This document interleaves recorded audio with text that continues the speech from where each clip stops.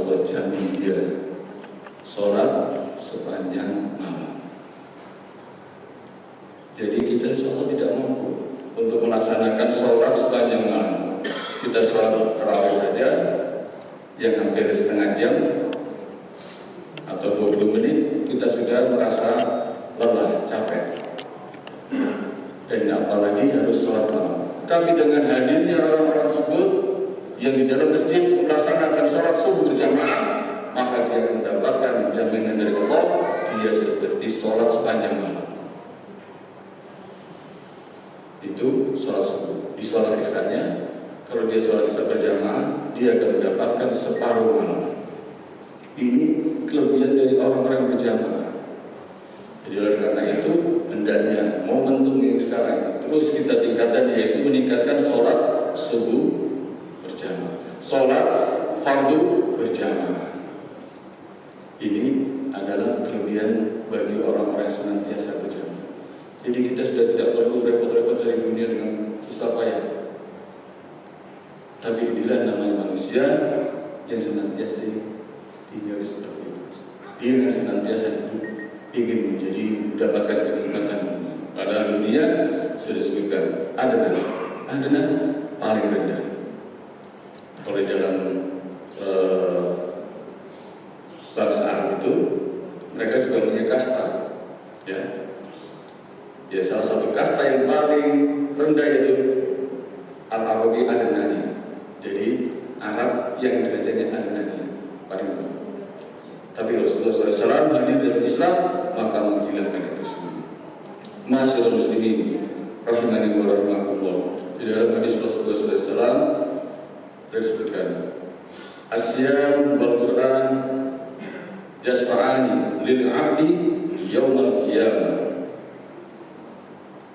Puasa dan Al-Quran memberikan, kedua-duanya memberikan syafaat bagi hamba di yaumul qiyamah.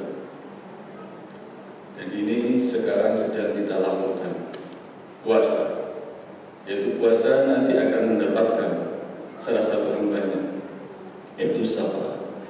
Maka pada waktu itu puasa mengatakan kepada Tuhan Allah, Ya Rabb, karena aku hamba-Mu ini terhalang makan dan syahwat. Dan Al-Quran mengatakan, Ya Allah, Ya Rabb, karena aku hamba-Mu ini terhalang dari tidur malamnya. Jadi ma'asyiral muslimin, sidang majelis sholat subuh yang dirahmati oleh Allah, hendaknya kita betul-betul melaksanakan puasa ini dengan baik, sehingga nanti puasa ini akan bersaksi di hadapan Allah Subhanahu wa taala kepada kita, membela kita yang melakukan puasa pada saat ini di hadapan Allah. Yaitu dengan apa? Kita betul-betul melaksanakan puasa dengan baik. Jadi kalau di dalam puasa itu hendaknya kita betul-betul memahami, jangan sampai kita termasuk golongan yang pertama, yaitu golongan orang-orang yang berpuasa yang hanya menahan lapar dan dahaga. Jadi kami shaimin laisa lahu min syari'in illa al-ju' wal 'atash. Jadi berapa banyak orang-orang yang berpuasa itu ternyata dia hanya menahan lapar dan dahaga. Jadi ini jangan sampai seperti itu. Ini yang pertama. Ternyata kita puasa sahur, begitu selesai maka datangnya waktu subuh, selesai sampai nanti maghrib, makan dan ini tidak kita lakukan. Hanya itu, yang lain-lainnya tetap berjalan. Maka ini sama aja puasanya hanya menahan lapar dan dahaga. Dan yang kedua adalah puasanya bagi orang-orang yang hanya sekedar menahan panca inderanya aja. Jadi dia tidak makan dan mungkin tidak melihat sesuatu, mendengarkan, mulutnya juga mungkin dia hanya tidur. Ya. Jadi ini puasanya sekedar menahan ya lapar dan dahaga beserta panca inderanya. Maka ini dari golongan yang kedua. Tapi ini saumul khos. Jadi saum khos dan khos. Yang ketiga yaitu dia berpuasa menahan lapar dan dahaga, setelah panca inderanya, begitu juga dia menahan hatinya. Jadi hati ini sangat penting. Jadi kebanyakan orang-orang itu juga ada, tapi hatinya dia, ya. Jadi di dalam Al-Quran ini juga disebutkan, ya, setiap orang-orang itu akan dimintai bertanggungjawab. Dia itu termasuk hati. Jadi hati ini juga akan dimintai pertanggungjawabannya oleh Allah Subhanahu Wa Taala. Maka hati kita juga kita puasakan. Yaitu apa? Puasa. Ya kita puasa betul-betul karena Allah Subhanahu Wa Taala menahan segala sesuatunya. Jangan sampai puasa kita itu juga berkeinginan yang luar biasa ketika nanti kita akan melampiaskan ke waktu berbuka puasa. Atau segala sesuatunya yang kita hendak dirasakan dalam hati itu kita harus sampaikan ketika setelah selesai berbuka puasa. Maka ini harus juga kita tahu. Innas sam'a wal absara wal fu'ada kullun ulaika kana anhu mas'ula. Jadi sesungguhnya penglihatan, pendengaran dan hati setiap semuanya kullun ulaika kana anhu mas'ula. Semuanya itu akan dimintai pertanggungjawaban oleh Allah Subhanahu Wa Taala. Jadi kita hendaknya membawa diri kita dalam mempertanggungjawabkan kepada Allah Subhanahu Wa Taala. Ini yang pertama, dengan menahan makan. Dan yang kedua dari puasa itu menahan syahwat. Jadi syahwatnya itu, jadi kalau manusia itu sukanya syahwat itu juga berkaitan dengan sesuatu, baik itu dengan hubungan syahwat seksualitas ataupun syahwat yang lain.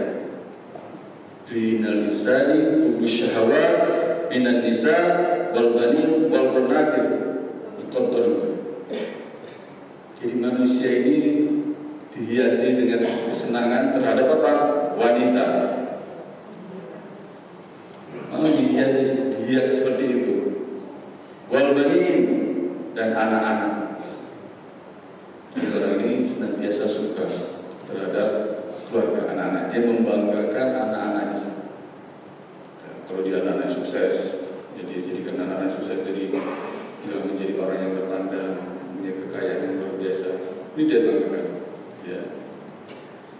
Maka ini adalah sesuatu yang juga dilarang dalam agama, membanggakan anak. Maksudnya kalau sudah berkumpul anak-anak ya di sini sekarang sudah mempunyai pejabatan ini, punya pangkat demikian dan lain sebagainya. Ini orang tua yang sedang mempersiapkan anaknya, dia mempersiapkan anaknya bukan dengan persiapan akidah yang baik, tapi mempersiapkan bagaimana hidup di dunia. Ini adalah sesuatu yang dan juga kesenangan dengan hewan ternak, perhiasan. Kenapa orang bisa melakukan sesuatu? Karena ini perhiasan hidup mewah. Jadi ini bagian dari kesenangan manusia. Dia suka dengan sesuatu yang mewah. Ya, kemarin kita dengar juga antang dipalsukan juga, ya, bahan bakar juga dipalsukan. Masya Allah, ya. Jadi ini, ya karena ini ada hubus syahwat ya, jadi kesenangan dunia. Jadi dia itu. Apalagi kalau syahwatnya itu jadi buku dengan adanya syahwat setan, ya, jadi akhirnya terus senang dengan seperti itu. Dengan kekayaan seperti itu, ya semua dipalsukan dengan itu. Begitu banyak, bayangkan kita untuk uang sedemikian itu, mungkin dia untuk menghabiskan aja sudah susah. Bagaimana nanti bertanggungjawab di hadapan Allah Subhanahu Wa Taala. Ini yang perlu dipikirkan oleh sebagai umat Islam, orang yang beriman dan bertakwa, tentu yang memikirkan demikian. Tidak hanya setahun-tahun hidup di dunia. Paling nanti dia bisa menikmati mungkin sampai umur 60 tahun. Saya itu banyak sudah yang dilarang berani. Ya, bahkan mungkin bisa jadi belum sempat menikmati. Ya, Allah alam. Allah dan mungkin yang lainnya. Ini yang harus maka puasa tadi betul-betul menjadikan sesuatu sahabat kita. Dan yang kedua adalah Al-Quran. Syahrul Ramadan alladzi unzila fihi al-Quran hudan lin-nas wa bayyinatin minal huda wal furqan.